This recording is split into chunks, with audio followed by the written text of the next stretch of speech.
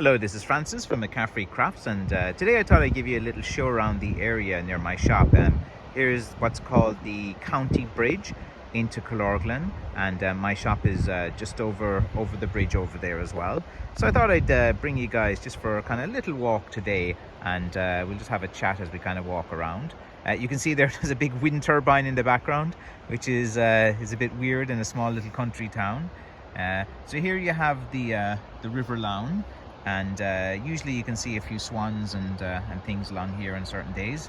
The tide is pretty high at the moment, and hopefully I hope it doesn't get too high, because once every about 8 or 9 years the basement of my shop gets flooded when this river goes too high. So it's there's been a lot of rainfall recently as well, and it's starting to get higher and higher and higher. This is like low tide now, and when high tide comes in, it comes up right to the edge. So let's hope we don't get some things today.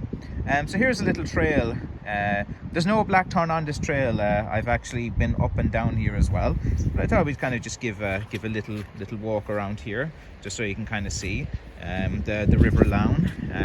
After a few storms, you can see some of the trees have kind of fallen down here on this trail, because we had a storm there about a week ago, which wasn't too good as well.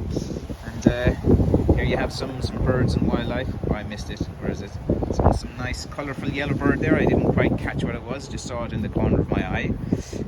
So yeah, as you see, this can overflow as well on the side. So like here's a nice like patch that probably needs to be cleaned up a bit, because it's so muddy and not very easy to kind of navigate. But I don't go up this way too much. Usually when I go for walks, I go for that side of Killorglin, and you can find some blackthorn over there and a few other sides, but usually blackthorn is not going to grow right beside a river like this. It's kind of rare enough that you kind of will find blackthorn around here.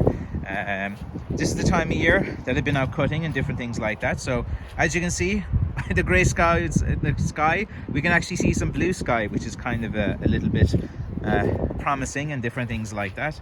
Must be careful now I don't slip into the river here, because it's the trail gets quite muddy and stuff as well. But I won't go up too far here today. No, it's just that in the comments someone was asking me, they just wanted to kind of like see a little bit around the area, show around the area.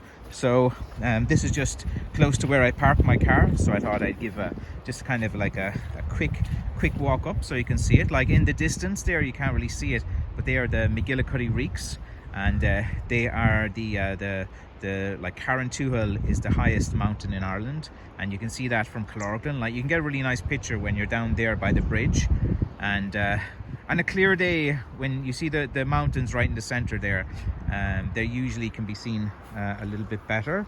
I have to walk up there sometime in Carrauntoohil. I've actually never been up there.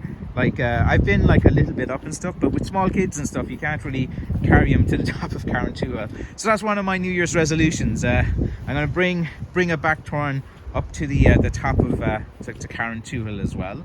And they have some information here along the trail as well. If you're into butterflies, if you're that type of guy, there's some pictures of you. A few little plants and stuff. You can just pause the video there and zoom in and see what you need to see. And oh yeah, that's what I saw a second ago, that sedge warbler, that one with the yellow. I just saw that. There's a few of them down there below as well. So like when I was a young lad, we used to go fishing along here, and usually you'd see a number of fishermen standing in the river on low tide, and there'd be a few parts of this river that would be pretty good for fishing. But nowadays it's kind of hard enough, because guys have nets and they put them, like sometimes, I don't know why they do it, but you'll see one guy on a boat on this side of the river, another guy and this guy, and they go up and down the river with their nets, taking everything. When the tide comes in, when the fish are like running up the river, used to always annoy me as a fisherman when I was younger, and spent a lot of time going up here fishing as well, and in teenage years as well. This is a place where teenagers would go to have a bit of drink that they've probably taken from their dad's cabinet or something along those lines. So you know, there'd be kind of memories along this patch.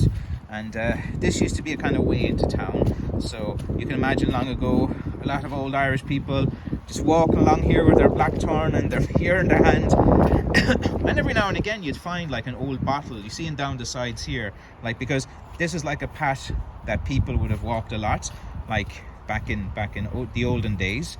And you'd often, like, when I used to go in there and look around everything. I was always an adventurous guy, and I'd always be looking for things and different things like that. And you'd find a few kind of interesting, like, old bottles, and you'd find old signs and different things that have been kind of thrown away over the years. But it's actually turning out to be a nice day. Like, trust me, it's so unusual to see blue skies like that as well. And it gives you guys an idea, you know, of what my life is like here. I go to my shop, I go for a walk up this path. I go on various different paths each day. I walk the dog, walk the kids, walk the wife. do all of that. And these are kind of easy enough, like, walks as well. It just goes on for about 1 kilometer or 2 here and then back again. But just noticed the battery on my phone is starting to go, so I'll just continue for another minute or 2, and then I'll probably have to kind of end it again. We'll just walk up a little bit more here.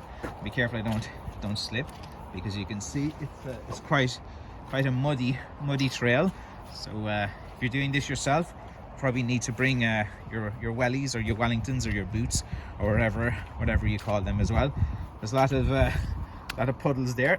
That's an interesting picture. You can see the ripple of the water. You can see the tree there in the distance, which looks pretty good.